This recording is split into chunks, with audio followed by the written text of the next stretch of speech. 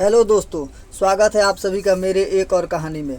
तो दोस्तों, आज मैं आप लोगों से गुप्त नवरात्रि के विषय में बात करने वाला हूँ। वीडियो थोड़ी लंबी होगी, लेकिन आप लोग पूरा सुने और समझे। गुप्त नवरात्रि के दौरान साधक तांत्रिक क्रियाएं, शैव साधनाएं, शमशान साधनाएं और महाकाली की साधनाएं करते हैं और सफलता प्राप्त कर लेने पर विभिन्न शक्तियों और दुर्लभ सिद्धियों के स्वामी बन जाते हैं। गुप्त नवरात्रि के दौरान विनाश और संहार के देव महाकाल और महाकाली की आराधना होती है। हिंदू धर्म के विषय में जितना ज़्यादा जाना और समझा जाता है, यह उतना ही अधिक रहस्यमय और गूढ़ दिखाई देने लगता है। भले ही विश्व में हिंदू धर्म को अपनाने वाले बहु यातायात में मौजूद है, लेकिन उनमें से शायद ही कोई व्यक्ति ऐसा होगा जो अपने धर्म को बारीकियों को समझता होगा, उसके हर क्षेत्र हर पहलू से वाकिफ़ होगा। अब आप खुद ही देख लीजिए, हिंदू पंचांग के अनुसार साल के हर दिन धार्मिक दृष्टि से महत्वपूर्ण है, लेकिन हम उनके महत्व से अनजान रह जाते हैं। पूरे साल में न जाने कितने ही त्यौहार या उत्सव पड़ते हैं, लेकिन हम या तो बहुत फेमस त्योहारों को जानते हैं या फिर जिस दिन छुट्टी मिलती है। नवरात्रि की बात करें तो कोई भी इंसान यही जानता है कि साल में 2 बार नवरात्रि का मौका आता है। एक चैत्र नवरात्रि कहा जाता है और दूसरे को आश्विन नवरात्रि कहते हैं। लेकिन क्या आप जानते हैं, हर माह में किसी भी पक्ष की प्रतिपदा से लेकर 9वीं तिथि तक के समय को नवरात्रि कहा जाता है। इस तरह साल में 2 नहीं बल्कि 12 नवरात्रियाँ आती है, लेकिन इन सभी नवरात्रियों में से 3 नवरात्रियों को ही श्रेष्ठ माना गया है, जिसमें से 2 के विषय में अधिकतर लोग जानते ही है, चैत्र और आश्विन की। तीसरा और महत्वपूर्ण नवरात्रि है गुप्त नवरात्रि, जिसे तंत्र साधनाओं के लिहाज से महत्वपूर्ण माना गया है। गुप्त नवरात्रि के दौरान शैव साधनाएं, शमशान साधनाएं, महाकाल साधनाएं, संहार करने वाला देवी देवताओं के गण और गणिकाओं के अलावा भूत, पिशाच, डांकनी, सांकनी, बैताल आदि की साधनाएं होती है। जैसे कि नाम से ही ज्ञात होता है कि यह साधना बेहद गुप्त तरीके से संपन्न की जाती है, इसलिए साधक शमशान जाकर के साधना करते हैं। साधना के दौरान जिस प्रकार की शांति की आवश्यकता होती है, वह शमशान के अलावा कहीं हासिल नहीं होती। भय के कारण रात के समय कोई शमशान आता भी नहीं है, इसलिए साधक पूरी एकाग्रता के साथ साधना कर पाता है। भारत में गुप्त साधना करने के लिए 4 शमशान घाट प्रसिद्ध है। ये साधनाएं केवल यहीं संपन्न होती है। इन शमशान घाटों में मध्यरात्रि के बाद साधकों को देखा जाता है। उज्जैन को महाकाल की नगरी कहा जाता है।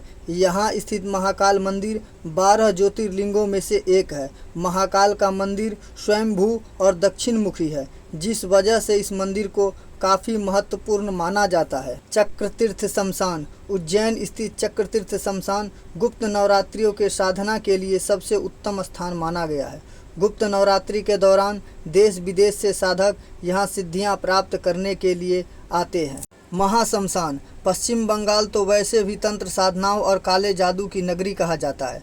पश्चिम बंगाल की वीरभूमि जिले में तारा देवी का मंदिर है, जो देवी सती के नेत्रों को समर्पित है। कहा जाता है कि जिन 12 स्थानों में सती के देह के अंग गिरे थे, उनमें से तारा देवी मंदिर भी है।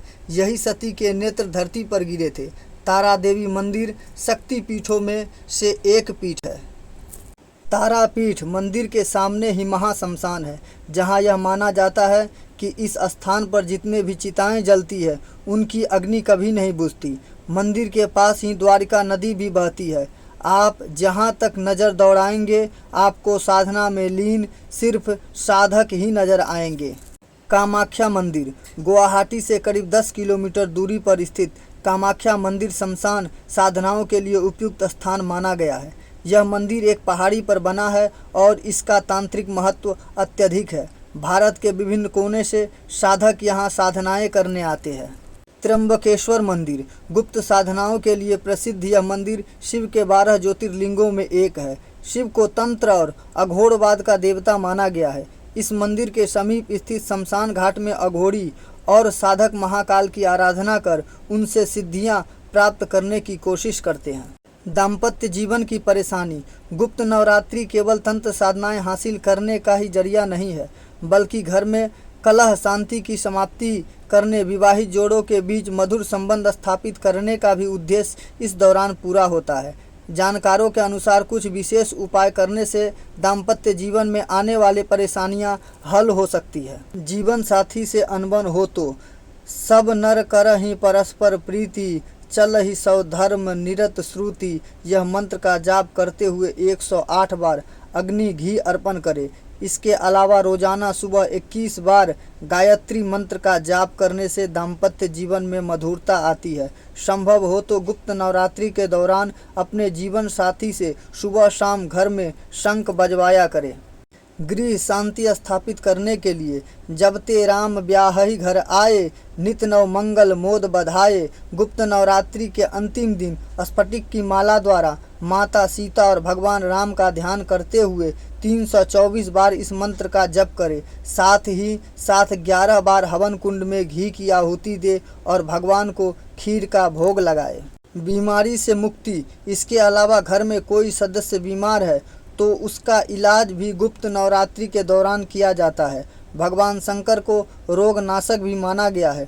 गुप्त नवरात्रि के दौरान शिवलिंग पर रोजाना सुबह जल चढ़ाए और रोग शांति के लिए प्रार्थना करें।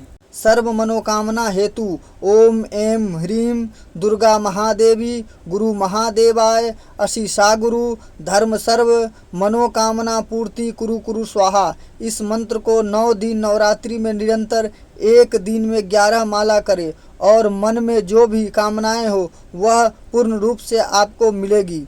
तो यकीनन दोस्तों यह वीडियो आप लोगों के लिए बहुत कारगर सिद्ध होने वाला है। तो आप लोग चैनल को सब्सक्राइब कर दें और मिलेंगे अगले वीडियो में। तब तक के लिए बाय बाय, टेक केयर।